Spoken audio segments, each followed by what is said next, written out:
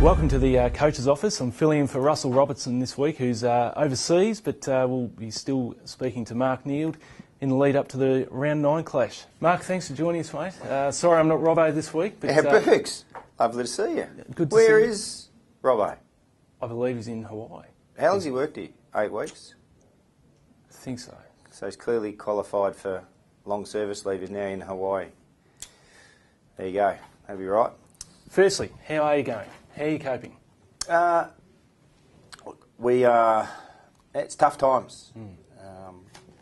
Tough times for the footy club, tough times for our supporters, tough times for our 34,850 members that deserve a lot of credit and a lot of thanks for sticking by us. But I can just urge those members and supporters to stay with us. I've got a strong belief that we've got a core group of players that are developing some elite level AFL traits. It might not be seen at the moment, but what we can offer is that what's going on in the preparation for games and the training, that's the stuff that we have to get right first before we see it. How do you cope with focusing on what you need to do in adversity and with all the scrutiny? Yeah, look, we're learning to deal with the scrutiny. The one thing that we do is that we can see what is happening. We being the coaches and the players and the footy club, we see what's going on day to day. And unless you're a part of that inner sanctum, you don't have that. So situations like the coach's office is really good to talk about that. Our role is to create an environment that is seeking improvement all the time.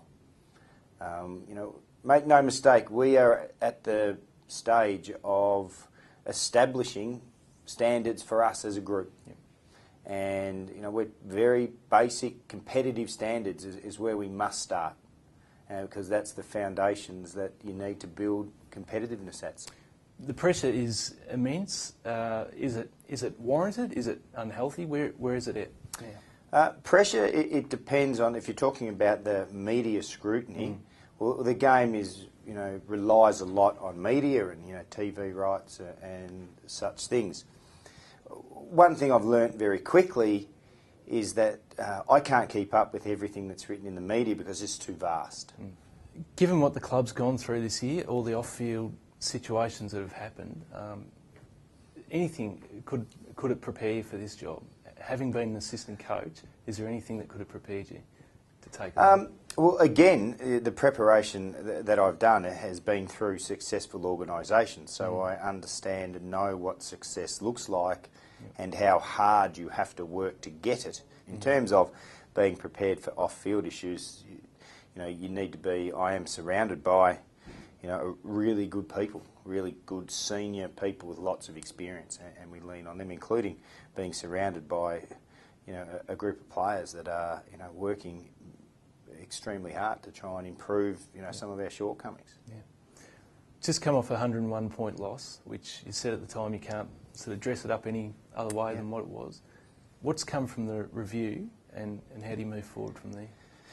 No, I can't dress it up any more than what it was. And as I said before, in particular, our large group of 34,850 members and what they must be feeling. We've sat through the review, had a look at some things. A couple of things went right, not much. And it's about standards and whether or not, as a club, we're prepared to accept some of the things that were dished out. And my role in all of that is to point that out. Yeah. This week, Carlton, then Essendon, Collingwood before the mid-season break. How do you attack the next 3 rounds? Sure. Well, one at a time. Yeah.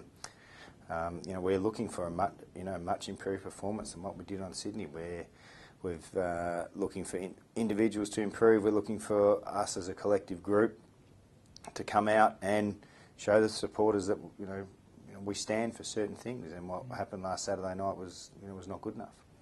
Just finally, message you have for the Melbourne supporters and members, what would it be? Bunker down, stay at it, stick with the club.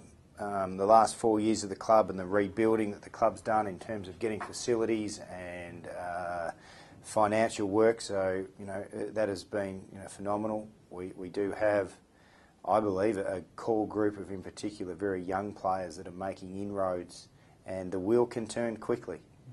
The wheel can turn very quickly, and the work ethic that the players are putting in behind closed doors and from game to game, which people aren't privy, is strong. And we believe we're heading in the right direction. So there might be some short-term pain, but stick with us. Best wishes for the rest of the season, mate. On your Bergs, thanks, mate. See Good you, stuff. Robbo. Wherever you are.